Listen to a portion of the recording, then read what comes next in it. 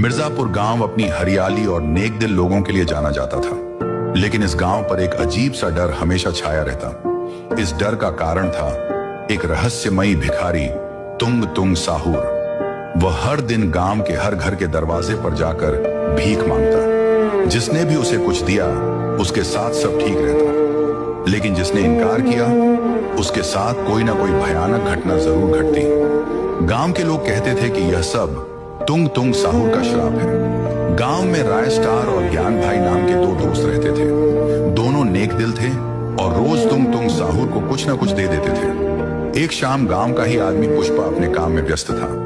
तभी तुंग तुंग साहूर वहां पहुंचा और बोला, ओ गुलाब के फूल, चल मुझे पैसे दे।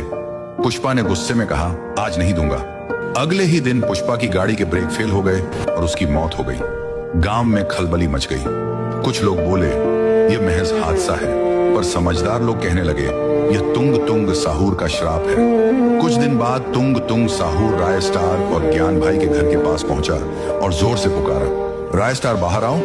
राय स्टार बाहर आया और पूछा, क्या हुआ? तुंग तुंग साहूर बोला, कुछ खाने को दे रहे। राय स्टार ने उसे पैसे तो दे दिए मगर खाना नहीं दिया। वह मायूस होकर चला गया। अगले दिन अचानक ज्ञान भाई को तेज बुखार चढ़ गया। दवा देने पर भी बुखार नहीं उतर रहा था। हालत बिगड़ती चली गई। गांव के लोग फिर फुसफुसाने लगे, यह भी तुंग तुंग साहूर का श्राप है।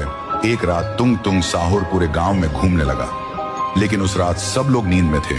कोई भी बाहर नहीं आया। वह जोर से चिल्लाया, तुम सब खत्म हो जाओगे। अचानक गांव में अजीब हादसे होने लगे। कुछ लोगों के सिर अपने आप कटकर गिरने लगे। पूरे गांव में चीख पुकार मच गई। सुबह हुई तो गांव के बीचों बीच लाशें पड़ी थीं और चारों तरफ खून की बदबू फैली थी।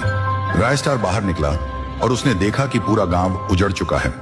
राय स्टार और ज्ञान भाई दोनों बहुत दुखी हुए और शपथ खाई कि वे इस रहस्य की सच्चाई जरूर जानेंगे। शाम होते ही जहां लाशें गिरी थीं, वहीं अचानक काले काले पेड़ उगाए।